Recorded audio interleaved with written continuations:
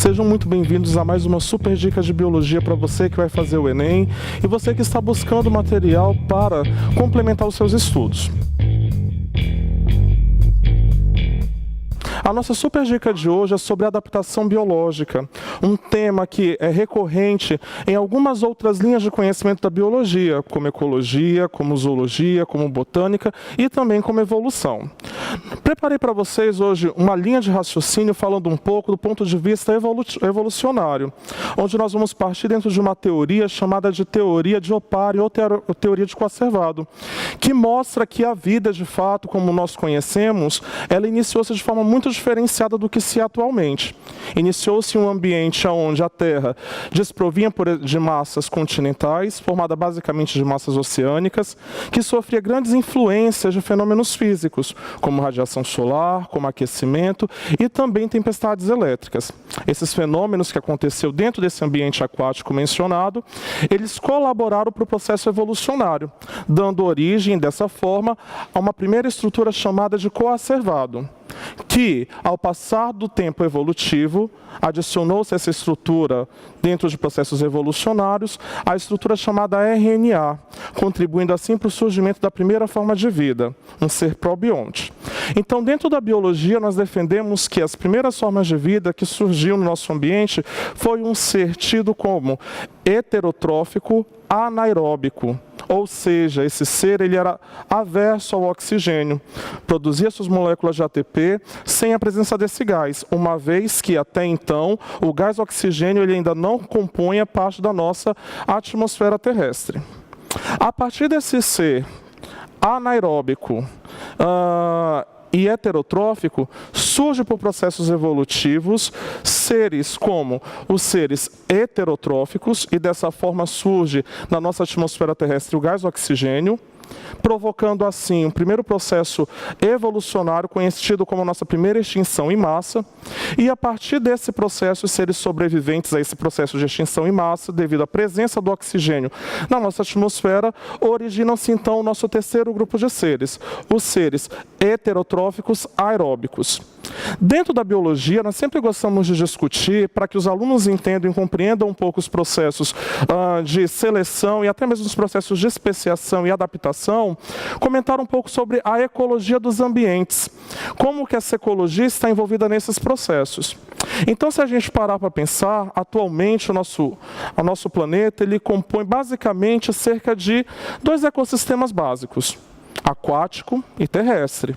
Dentro do aquático nós temos o do ciclo e nós temos o marinho, e dentro do terrestre nós temos várias realidades, como desertos, florestas tropicais, florestas temperadas, tundra. E cada um desses ambientes contribui para o processo de adaptação dos seres em que neles vivem. Se a gente parar para pensar, dentro de todas essas realidades, os seres que possuem menos desafios, digamos assim, para conseguir se manter dentro do ambiente, seriam os seres do ambiente marinho. Uma vez que o ambiente marinho ele tem pouca variação em concentração de gradientes de soluto, temperatura varia muito pouco, devido consequentemente aos fenômenos das correntes oceânicas. Dessa forma, os animais e as plantas e os micro-organismos encontrados nesses ambientes não precisam enfrentar grandes problemas com processos osmóticos, com processos relacionados à sua regulação hídrica, térmica e química. Quando nós damos um passo na evolução e garantimos que os seres passem da vida aquática para a vida terrestre, percebemos que no ambiente terrestre há uma grande variação de condições térmicas, hídricas e químicas. Portanto, os animais que vão viver e as plantas que irão viver dentro dessa realidade precisam sofrer grandes adaptações para conseguir garantir a sua sobrevivência. Então, dentro do ambiente terrestre, qual que é o principal desafio que um ser vivo tem que enfrentar? O principal desafio que um ser vivo tem que enfrentar dentro do ambiente terrestre se chama vencer o processo de ressecação, uma vez que a disponibilidade de água dentro desse ambiente é bastante diminuta em relação ao ambiente aquático. Então, dessa forma, animais e plantas que evoluem dentro do ambiente terrestre evoluem justamente para garantir em seus corpos a economia hídrica. De que forma que eles garantem isso? Para os animais, o principal avanço vem com o desenvolvimento do tegumento.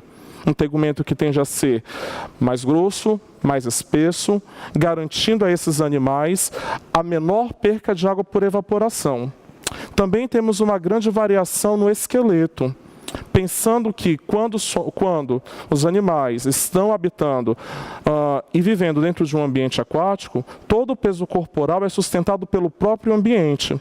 Mas a partir do momento que esse ser sai da água e passa a evoluir para garantir uma vida terrestre, a sustentação do peso corporal fica a cargo apenas do seu esqueleto.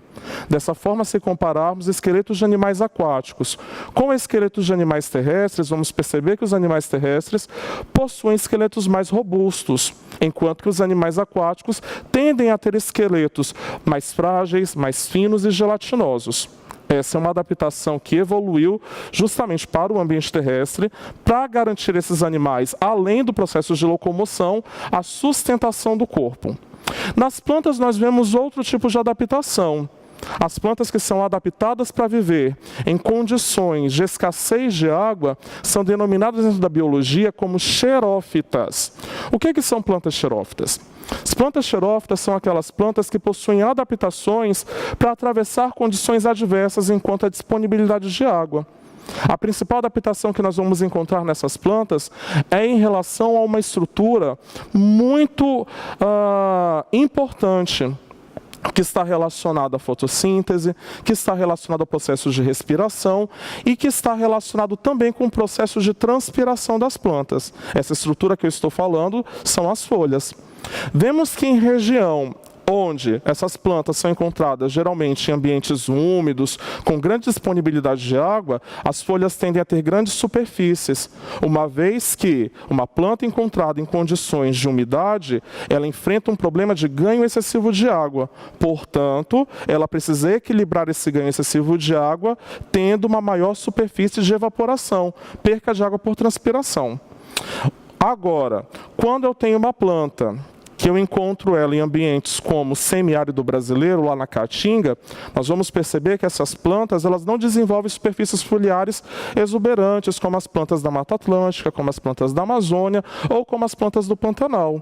Muito pelo contrário.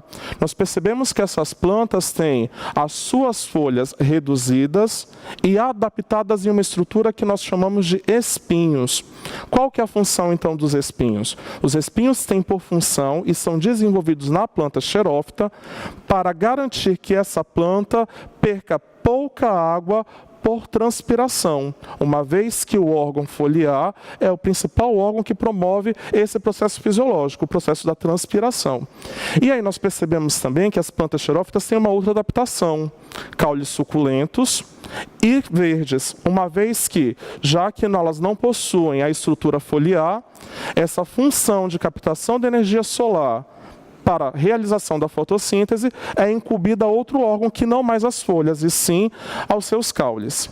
Então percebam que o ambiente ele dita as regras de como um ser vivo ele vai ser e como ele vai funcionar, uma vez que a sua anatomia, a sua fisiologia ela é ditada a partir das condições impostas pelo ambiente. E isso é um fenômeno que contribui para os processos seletivos, que desencadearão em processos evolucionários e o surgimento de novas espécies. Uma vez que, já dizia Darwin, que o ambiente lançava pressões e dentro dessas pressões que o ambiente colocava sobre as espécies existentes naquele meio, eram selecionados aqueles seres que tinham caracteres mais favoráveis para aquelas realidades. E aí esse pensamento do Darwin ficou conhecido como seleção natural. Hoje nós sabemos que esses processos de seleção natural são desencadeados por vários fatores. E esses fatores, consequentemente, desencadeiam alguns tipos de alterações gênicas chamados de mutação. Quando nós relacionamos essas condições genéticas relacionadas aos processos seletivos impostos por uma pressão ambiental, nós estamos falando de uma corrente de pensamento chamada de neodarwinismo.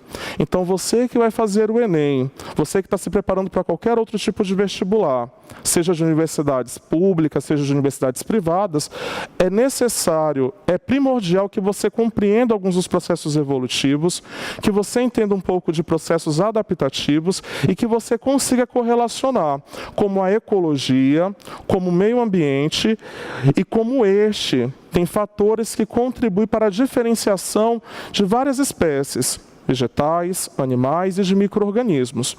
Lembrando que sempre esses seres eles vão mudar, adquirir estruturas ou perder estruturas, formar novas espécies ou até mesmo serem extintos a partir de processos e de pressões exercidas pelo ambiente que eles são encontrados.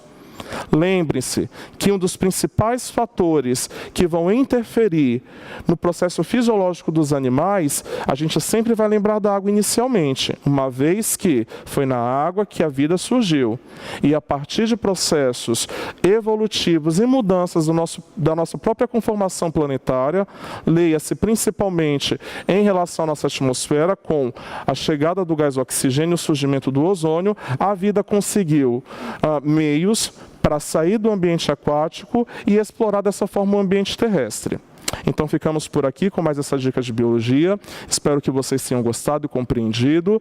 Venha buscar novos conteúdos, novos materiais, e-books, dicas e outros vídeos, não apenas de ciências da natureza, mas de outras áreas do conhecimento que também são contemplados no Enem, dentro do site Mais Enem. Nesse site você, além de ter acesso gratuitamente aos conteúdos que eu mencionei anteriormente, como e-books, como videoaulas e dicas dos nossos professores, você também poderá estar se inscrevendo na revisão do Mais Enem. Então esperamos vocês no próximo encontro. Até lá!